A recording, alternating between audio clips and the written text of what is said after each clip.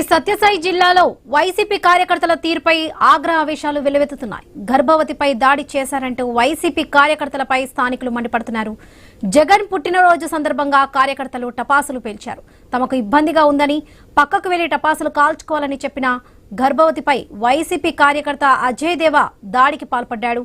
బాధితురాలి పరిస్థితి విషమంగా ఉండడంతో వెంటనే ఆసుపత్రికి తరలించారు. కదిరి ప్రభుత్వ ఆసుపత్రిలో బాధితురాలు చికిత్స పొందుతుంది. బాధితులపై చర్యలు తీసుకోవాలని స్థానికులు డిమాండ్ చేస్తున్నారు.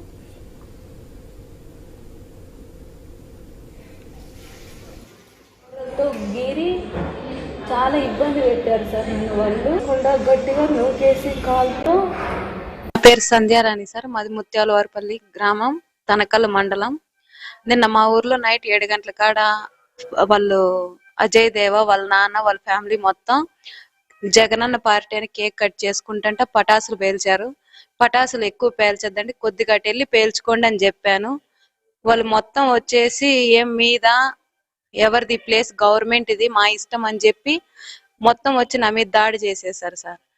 నేను 6 నెలల గర్భవతిని. అజయ్ దేవా అనే కుర్రోడు నా గొంతు బట్టి కాలుతో కడుపు మీద గట్టిగా తన్నాడు సార్. నేను గవర్నమెంట్ హాస్పిటల్ తనకల్కి వెళ్ళి అక్కడి నుంచి మళ్ళీ ఇటు కదిరి గవర్నమెంట్ హాస్పిటల్కి రావడం జరిగింది.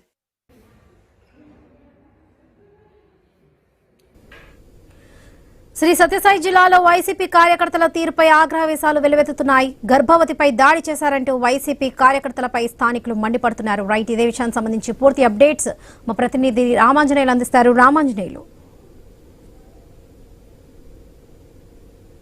మండలంలోని ముత్యాలవారిపల్లిలో ఈ దారుణం చోటు చేసుకుంది.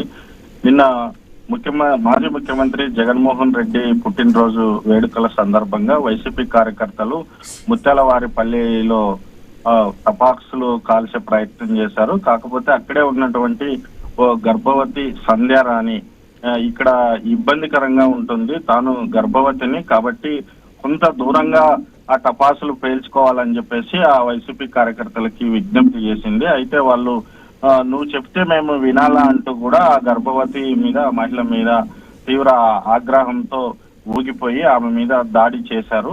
దీంతో ఆమె దాడిలో తీవ్రంగా గాయపడింది. గర్భవతి అని చెప్పినప్పటికీ వినుకోకుండా పలువురు నివారిస్తున్నా కూడా ఓపికతో సహనం కోల్పోయి మరి ఆ రకంగా మహిళ మీద దాడి చేయడం జరిగింది. అయితే ఈ దాడిలో గర్భవతి లోపల బిడ్డ కూడా మరి కదలికలు లేవు అని చెప్పేసి వైద్యులు చెప్పారు. ప్రస్తుతం ఆ మహిళను కదిరి ప్రభుత్వ ఆసుపత్రికి నిన్ననే తరలించారు. ప్రస్తుతం కదిరి ప్రభుత్వ ఆసుపత్రిలో ఆ గర్భవతి చికిత్స పొందుతుంది.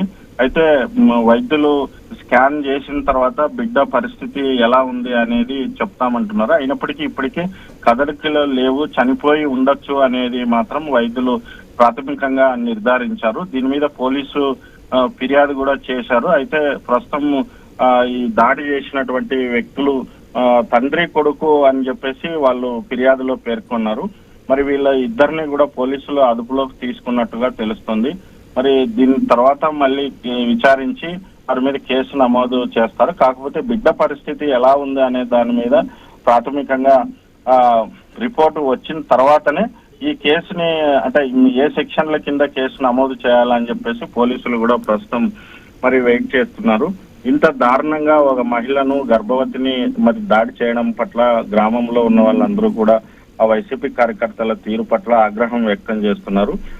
గత 3 నెలల క్రితమే ప్రస్తుతం ఈ గర్భవతికి సంబంధించినటువంటి 3 నెలల బాబు కూడా ప్రమాదవశాత్తు చనిపోయారు. మళ్ళీ ఇప్పుడు గర్భవతికి ఇలాంటి పరిస్థితి రావడం చాలా వరకు కూడా విచారిస్తున్నారు గ్రామంలో. మరి ఇతని మీద కఠినంగా శిక్షించాలని చెప్పేసి అటెంప్ట్ మర్డర్ కేసు నమోదు చేయాలని చెప్పేసి స్థానికులు కూడా కోరుతున్నారు. Varalakshmi. Right, Ramanjaneyulu, thank you.